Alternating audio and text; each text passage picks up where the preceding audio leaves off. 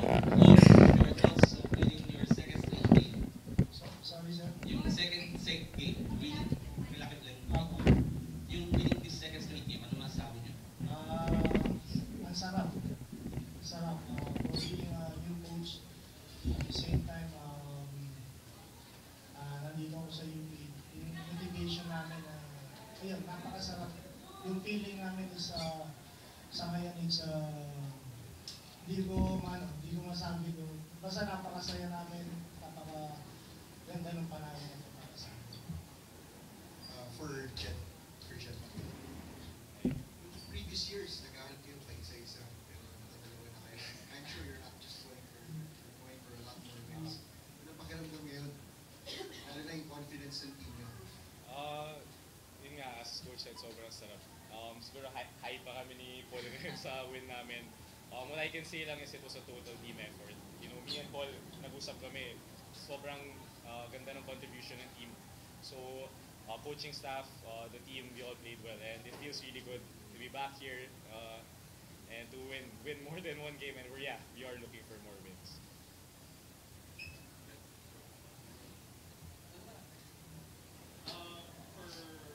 For Paul, for Jeff na rin.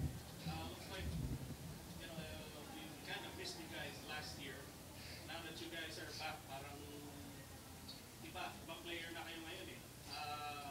How big a factor was Coach Renzi and Coach Joe in your transformation now as legit go-to guys na kayo ngayon for the UP Fighting World? Si Paul. Si Miss Renzi, parang tatay na rin namin. Tatay ka na raw. Tatay ka na raw. Minsan, labas na ng court, tawag kami kanya, Tito Renz. Yung, binibigyan kami ng gansa ni Coach Renzi, ni Coach Joe. So, tulong-tulong lang din. Kami, kung anong utos ni Coach Renzi, gagawin lang din namin ni Jeff. Lahat kami. It was made clear beforehand, even when we were doing our training camp.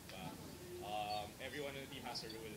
Me and Paul, we accepted our rules. The coaches they have a role also to play, and I think I can't stress enough na yung rules ng bawat isang member sa team. That's what we played out today, and it's a good outcome. So yeah.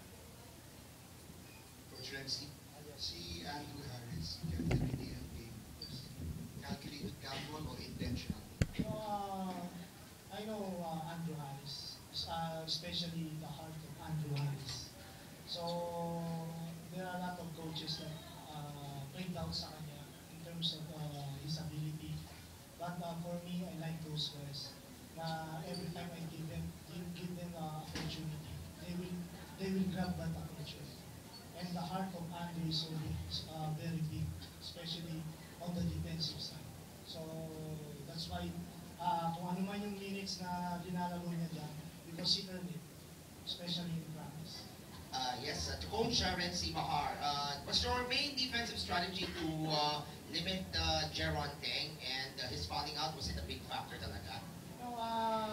Jeron Teng will do, I told the team that Jeron Teng will do 12 points, 15 points, or even 20 points every game.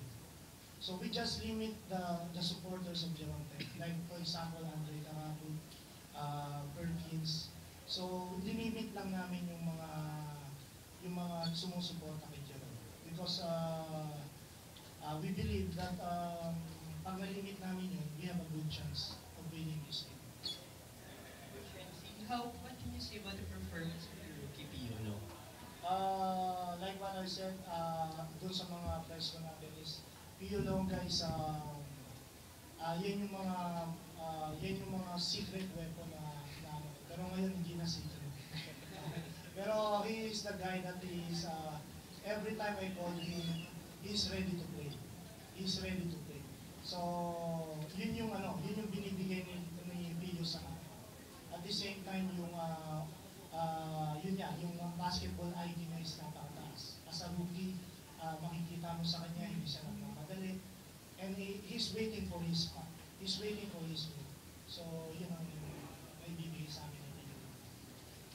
Coach, dito ba kayo sa expectations ng UP na kung zero na kayo eh? Kasi na expectations eh. Ready na ba kayo?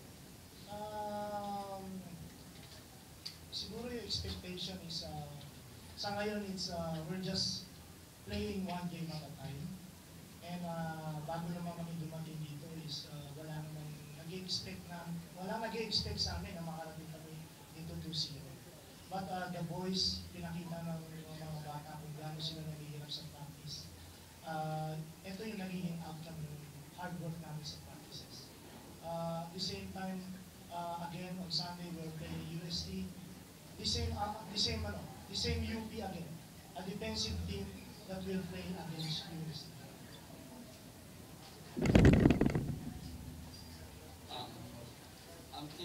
Siyempre, to Jet, medyo nag-struggle ka nung first game eh. Ano yung medyo ginawa mong adjustments for today?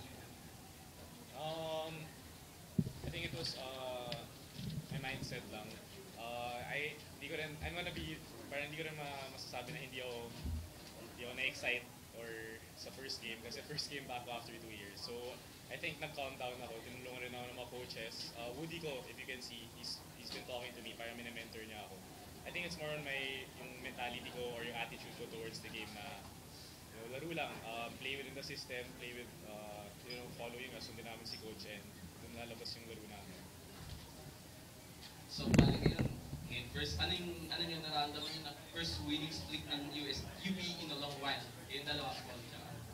Sobrang sarap, no? Kasi sa amin, parang hindi ako makapagay yung matapos, parang sobrang saya ko ngayon. Hindi ako nakapaniwala na nalabot sa kami ngayon. So, yun. Gagawin na namin lahat. Coach, congratulations po.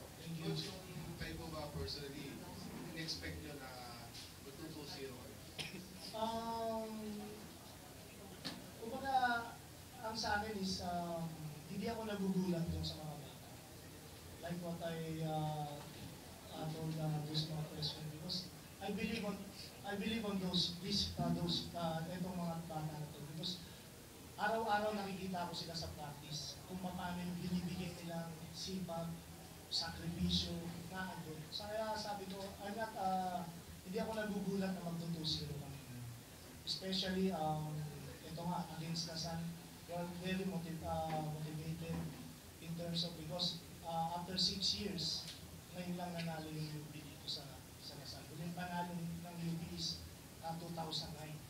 So, that's why sabi ko sa kanila, walang ibang mag-motivate sa inyo kundi sa sarili. So, yun. Ito ang naging nangyari sa akin. Naging 2-0.